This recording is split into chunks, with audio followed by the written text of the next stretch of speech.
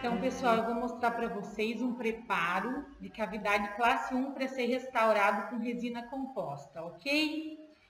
Primeiro eu vou falar um pouquinho como que a gente vai fazer e o que a gente pode usar aqui. A gente começa para fazer o preparo com uma broca esférica diamantada. Quais são as brocas esféricas diamantadas que a gente pode usar para iniciar o preparo? Pode ser uma 1011, 1012, 1013 ou 1014. Tem vários números. Quanto maior o número, 12, 13, 14, maior é o tamanho da broca, ok? Como que a gente vai escolher o tamanho dessa broca? De acordo com o tamanho da nossa cavidade. Se a cavidade for pequena, a gente vai optar por uma broca pequena. Se a cavidade for grande, por uma broca maior, certo? Então, eu vou pegar essa broca esférica, eu estou usando aqui uma 1013, certo? Eu inicio com ela inclinada na fossa central, no centro do dente. Depois que eu faço a penetração inicial, eu vou deixar a broca paralela e vou levar em direção médio-distal, fazendo uma canaleta no sentido médio-distal, ok?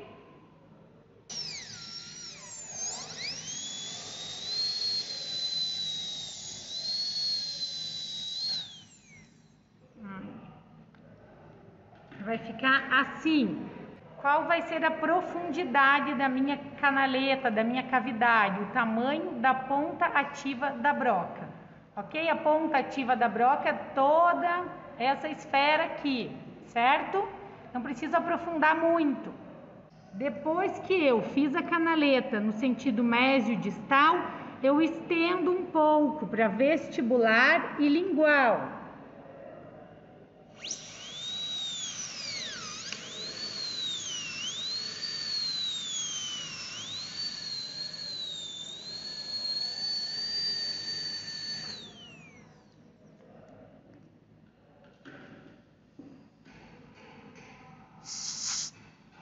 Tudo bem?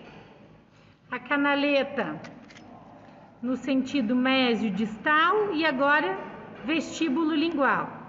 As paredes circundantes dessa caixa oclusal têm que ser paralelas entre si, certo?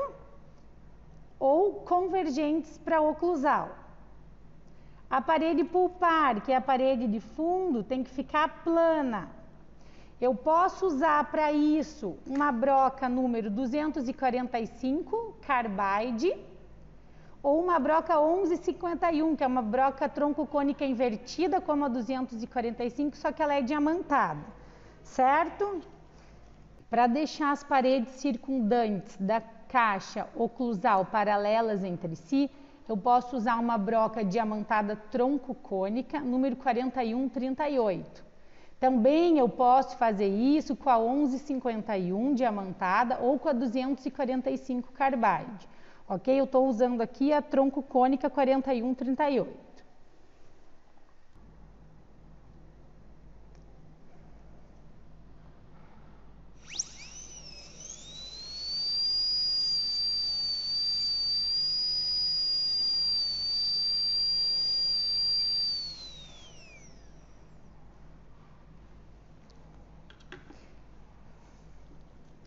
As paredes circundantes vão ficar paralelas entre si e a parede pulpar vai ficar plana e perpendicular ao eixo longitudinal do dente, ok? Agora, para eu fazer o acabamento, eu posso usar a mesma broca em baixa rotação. Pode ser essa mesma broca tronco cônica que eu usei em baixa rotação. Pode ser uma broca cilíndrica em baixa rotação, ou pode ser a 245 ou a 1151 com o adaptador da baixa rotação, ok?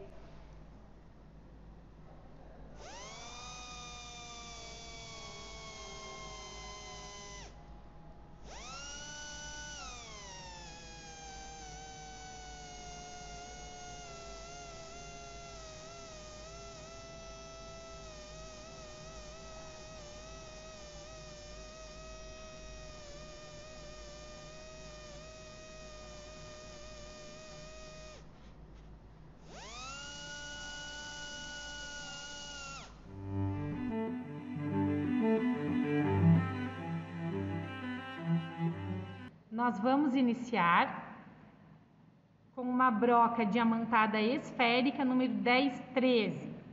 Aqui também em alta rotação, certo?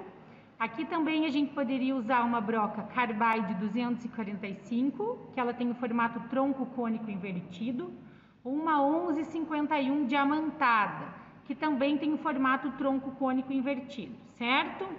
Eu escolhi uma esférica diamantada número 1013. Eu vou iniciar com a broca inclinada na fosseta central.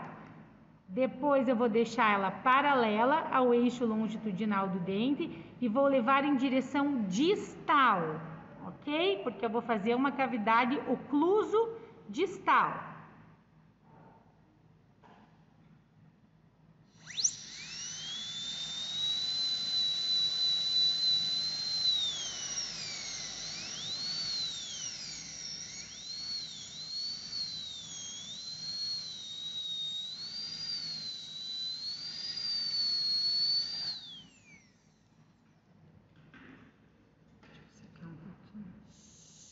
Quando eu vou chegando próximo à crista marginal distal, eu tenho que cuidar com o quê? Com contato com o dente vizinho, certo? Como é o 37, a maioria das vezes não existe o terceiro molar aqui, ok? Se existir o terceiro molar, eu tenho que protegê-lo com uma matriz de metal, certo?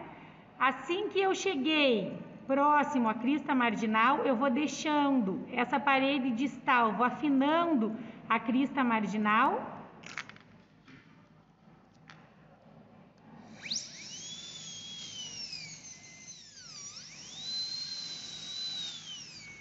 Aí eu já posso começar a descer em direção à face distal, fazendo movimentos pendulares no sentido vestíbulo lingual.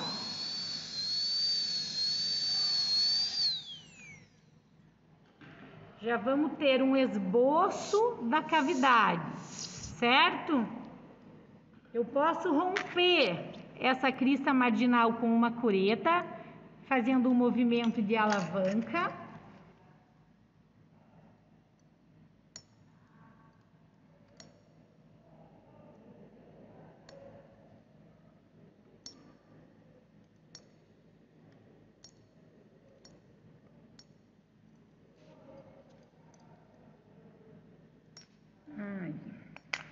Aí eu vou dar a conformação desta cavidade.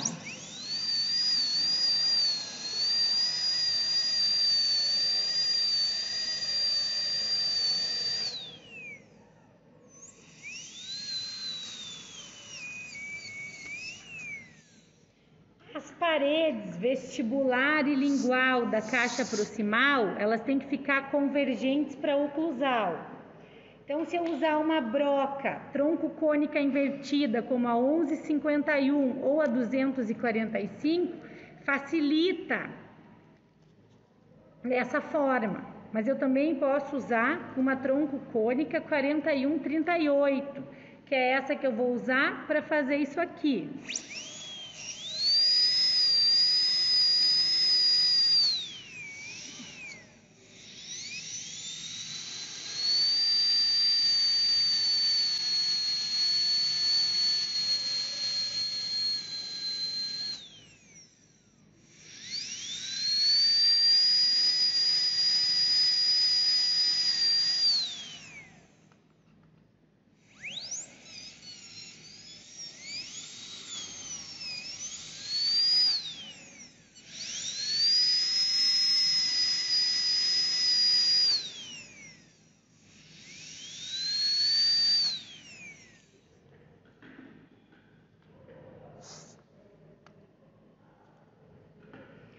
Parede vestibular e lingual da caixa proximal convergentes para a oclusal. Parede gengival plana, parede pulpar plana. A parede gengival e a pulpar ficam perpendiculares ao eixo longitudinal do dente e a parede axial paralela ao eixo longitudinal do dente. Eu vou estender agora a caixa oclusal em direção aos sulcos e fissuras, porque são áreas de alta incidência de cárie.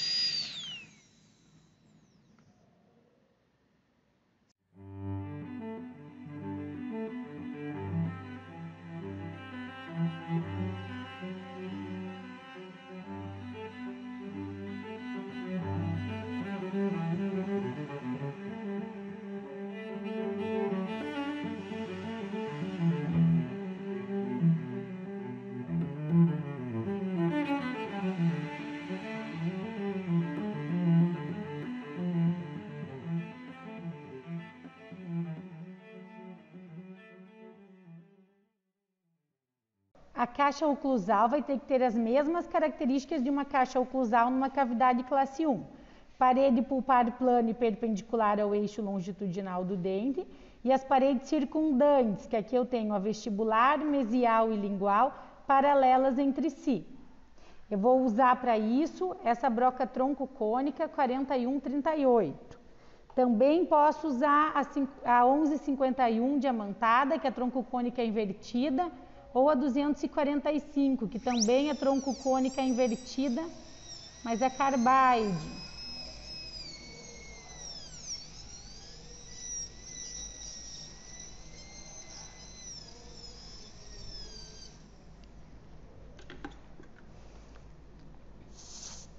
Na caixa proximal, parede gengival perpendicular ao eixo longitudinal do dente e parede axial paralela ao eixo longitudinal do dente. A parede vestibular e lingual convergentes para a oclusal. Os ângulos internos têm que ser arredondados. Como que eu consigo isso? Com a mesma broca. O formato da broca me facilita no arredondamento dos ângulos internos, inclusive do ângulo áxio pulpar.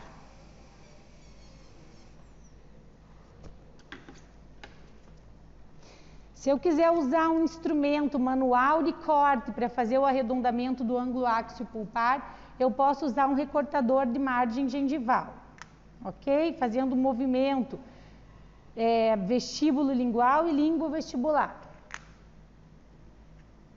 Agora, para fazer o bisel, em baixa rotação, posso usar a mesma broca que eu usei, ou a 245 ou a 1151. Aqui eu vou usar uma broca cilíndrica número 1092.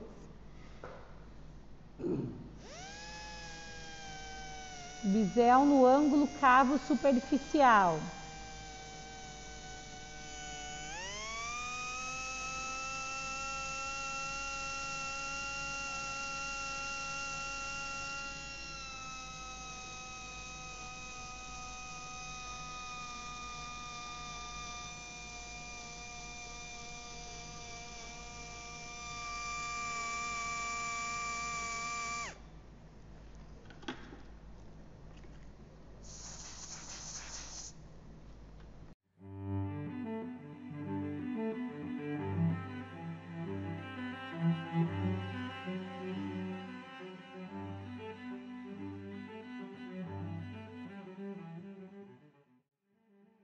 Pessoal, eu vou demonstrar para vocês uma cavidade classe 5 na face lingual do dente 17, ok?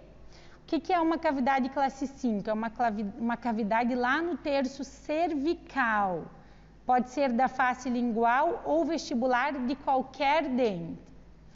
O que a gente precisa saber? O formato da cavidade classe 5 ela tem que seguir a convexidade, a conformação da gengiva. Como a gengiva faz o contorno da face convexa lá para a oclusal, a nossa cavidade vai seguir essa mesma forma, certo? Ela vai ter um formato mais ou menos de uma salsicha aqui, tudo bem?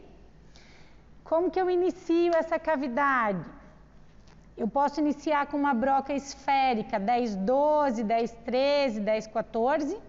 dando o formato para ela. O que eu tenho que prestar atenção é que eu tenho que seguir a anatomia do dente, o perfil da parede. A minha cavidade vai seguir a anatomia do dente. A parede axial vai ter que ser convexa, como é a face do dente. E as paredes circundantes, oclusal, gengival, distal e mesial, vão ser paralelas entre si e perpendiculares à superfície externa do dente. Ok? Eu vou demonstrar aqui nesse dente rígido para vocês. Peguei a mesma broca esférica diamantada 10-13. Eu entro com ela num ângulo de mais ou menos 45 graus com a superfície do dente.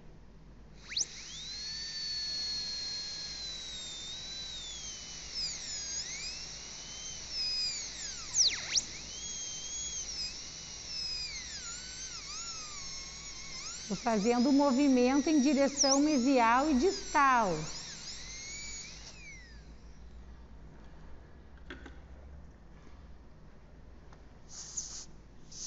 Ó, vai ter um formato mais ou menos assim.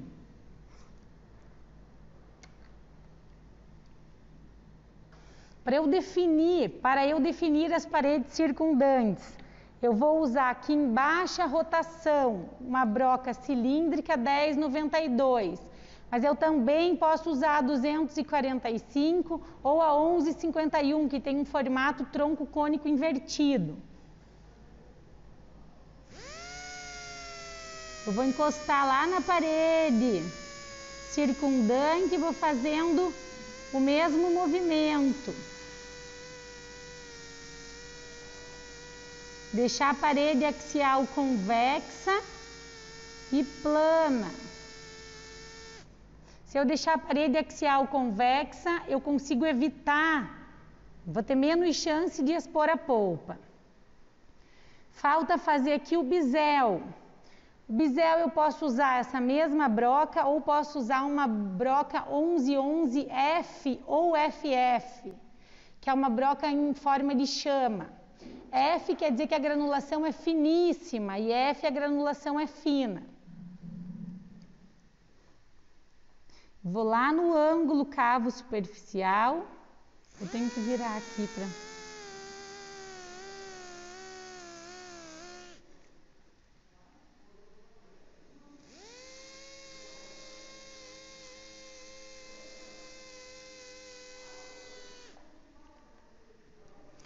Posso usar o recortador de margem gengival 28 ou 29, também para remover esses prismas sem suporte, esses prismas friáveis, esses prismas de esmalte friáveis.